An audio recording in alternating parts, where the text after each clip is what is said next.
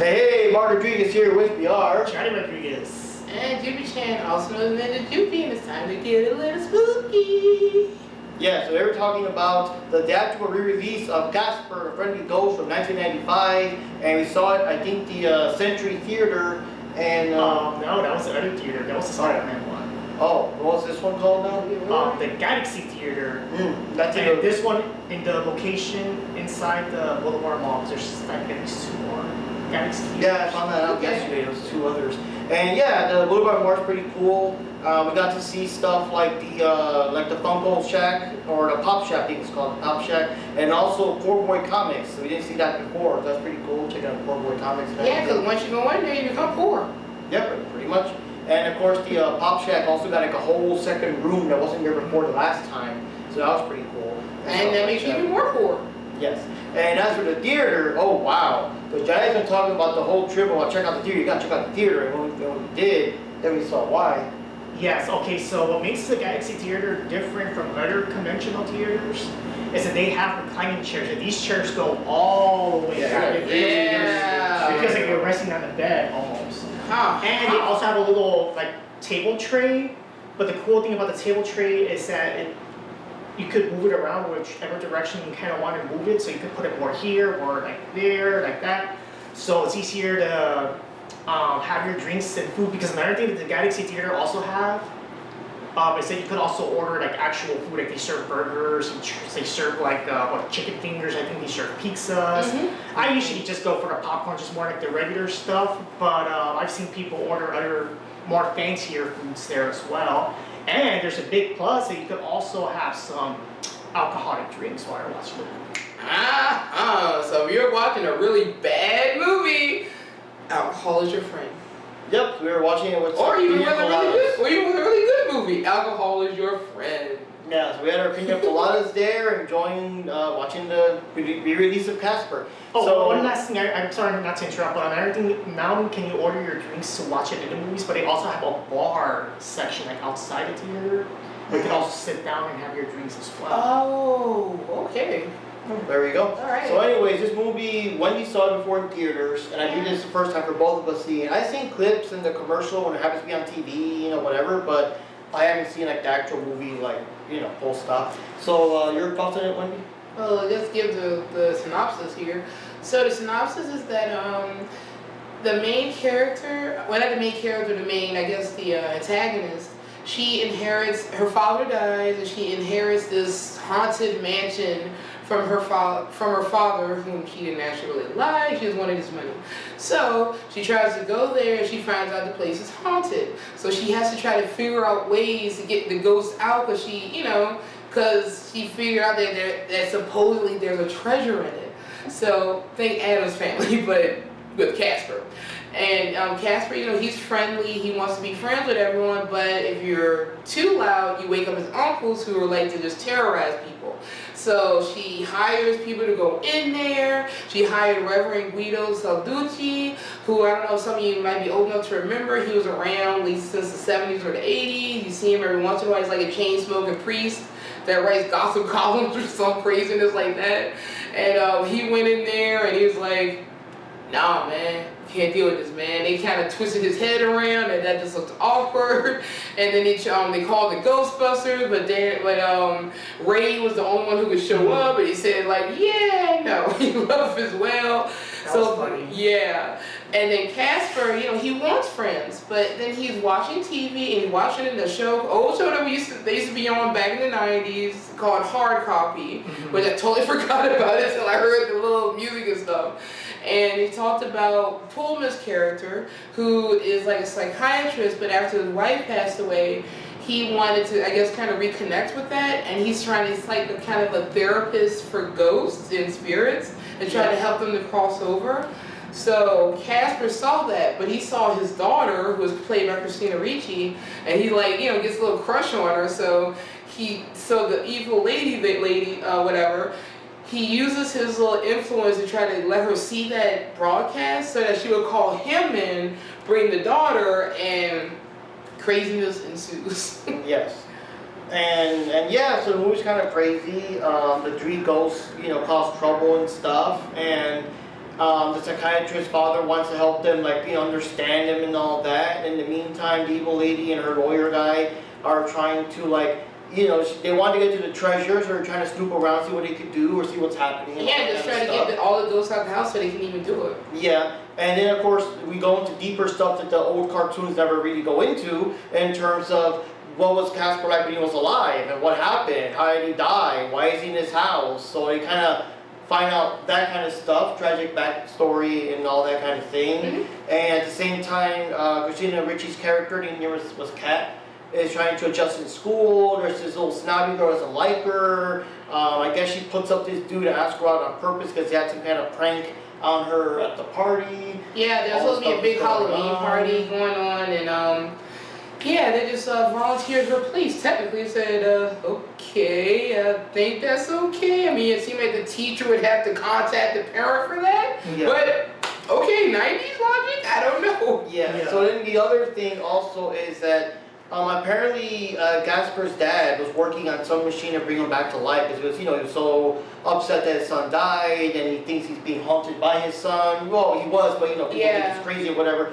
And he has his Lazarus machine, which is magical chemical thing that can bring him back to life. Only enough for one person though. So the bad guys over here the other containers were empty. Yeah. So the bad guys over here and they're kind of we could use it to like become ghosts and steal the treasure and then come back to life again. So they try to kill each other and all that junk. Yeah. And then she tries to run over the guy with the car and she misses, but then she steps out of the car because she didn't notice there was like on the ledge. She just basically drops to her death and everything. Yep, and then she comes back as a ghost.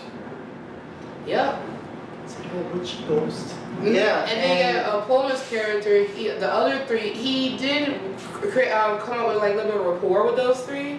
And then they were like, we're gonna show him a good time. So they just took him out. They took him to a bar. Apparently the guy was there was another patron there that was like knocked out the entire time, ignoring all this stuff going on with the ghost and Pullman. With Fatso, Stretch, and Stinky. Yeah, Stinko or whatever. And then what's his name was like so drunk he ends up kind of killing himself.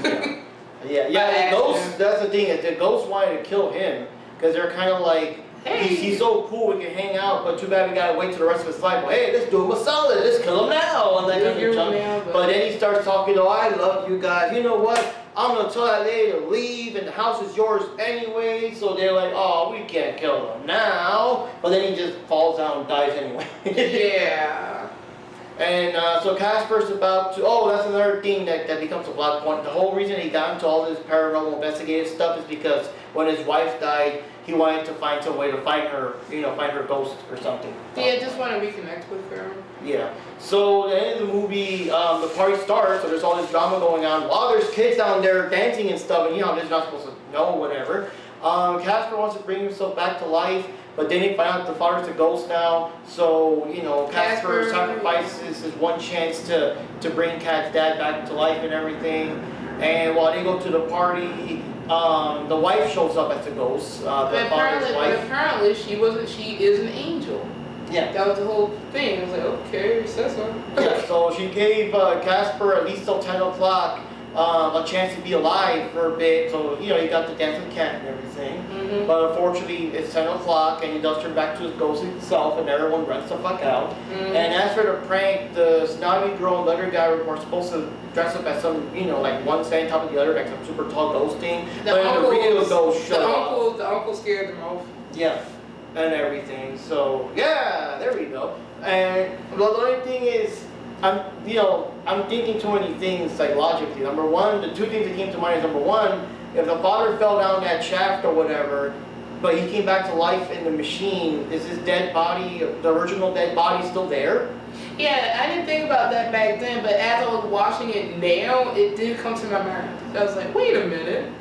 I was thinking that while I was watching it, earlier. I was like, okay, that's something I never thought of before. Yeah, and then the other thing is, like, I'm thinking now with the movie how it ended, what's going to happen to her the next day in school? How are the kids going to react if they saw ghosts in the house and whatever? Because the entire class saw it, you know what I mean? Like, how's she going to go back to her normal life after that? I think that's when she becomes Wednesday. No. Anyways, Johnny, your thoughts as a first-time watcher? I liked the movie. It was entertaining. Casper had a huge crush on the girl for sure. I mean, he's really forward with that throughout the whole movie. I'm like, oh my goodness, what the hell? But I don't know, it's a 90s movie, whatever. The enemies were really evil. That woman's like, oh, she's so evil. The ghosts were annoying. They were obnoxious throughout the whole film, and yeah, it was an entertaining film. I think it was a good movie for the time period it came out in the 90s, you know. And the effects were pretty good. I think the CGI, believe it or not, I think the CGI effects were actually better in this movie than the Spider-Man movie, the Spider-Man 2.1. But to be fair, there wasn't a lot of crazy movement either, so it's probably a little easier to do. But this movie also gets away with it more because it's a cartoony movie. Come on, it's based on the ghosts, on Casper of all people. Yeah, that's true. Yeah. No, wait a minute, no. This is 1995, this movie, and then we had Mortal Kombat Annihilation like a couple years later, and that CG was terrible. Oh. But anyway, also I do believe it was the first movie where a fully CGI character was the main character instead of like a background kid here and there or whatever. So that's pretty good. And yeah, the effects are pretty good, and the characters were very well animated and everything. The transparent effects and everything worked pretty good. It was a good job with that. I would say this though, something that did kind of bug me a little bit looking at it now. Bill Pullman. I hated his reaction when he has. I guess because they're not there. And the way he acts and moves, it just looks awkward. He was trying to get around the ghosts and stuff. The psychiatrist's dad or yeah, Pullman.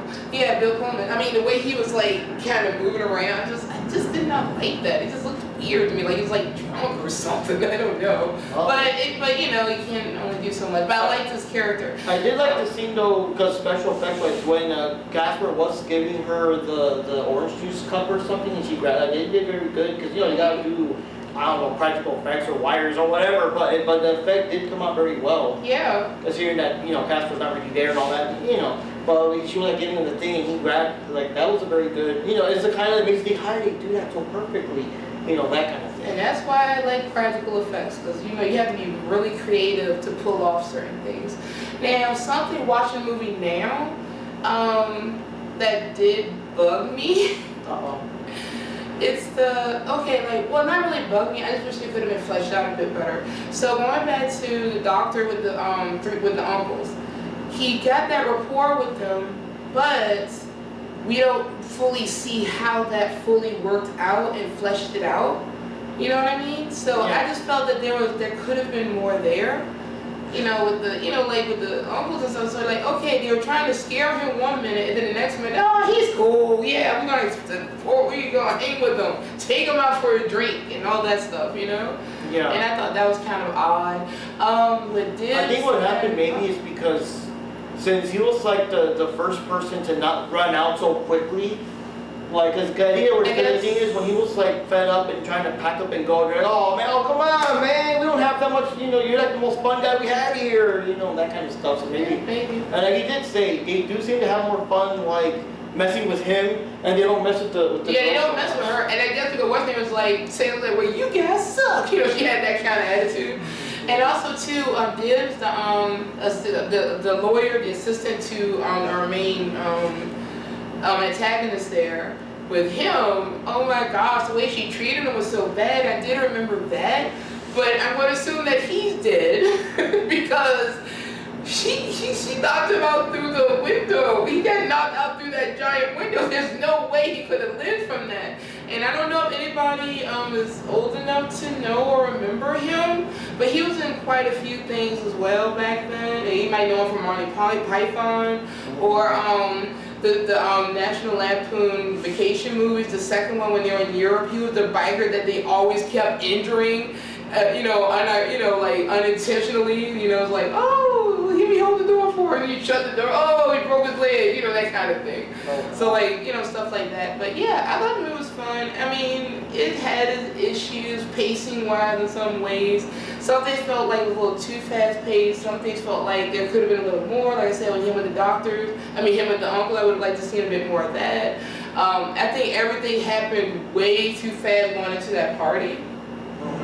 I think they should have built that up a little more, but like, you know, you can only do so much, and I guess also because of the CGI and the limitations, they had to make it faster paced. They probably blew most of the budget on a CGI and all that. Yeah.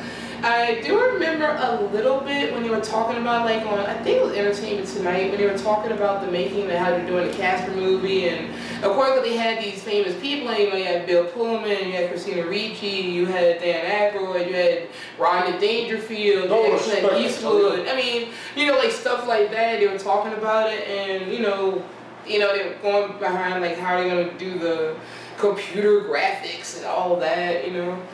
So I thought that, see, that's when Entertainment Tonight used to be actually interesting, folks. Yeah. Alright. So yeah, I guess that's pretty much it. I don't got any final thoughts there, John? Not much. I think it's a good entertaining movie. It's not too long. CGI looks great for back then, and Casper looks like Casper, because Lord knows nowadays they want to try to make him look more realistic or whatever. Like, so I'm glad that he looks like Casper. Yeah. Oh, and there is something else that did bug me even back then. Where was Casper and them getting the food to cook? That bugged me when I was a kid. That bugged me back, look, teenage me watching this movie, that bugged me. Because they're wasting all that food, and where are they getting the food? Because it's not like they can go to the store and just say, hey, they went here. They probably got steal it from somehow. Yeah.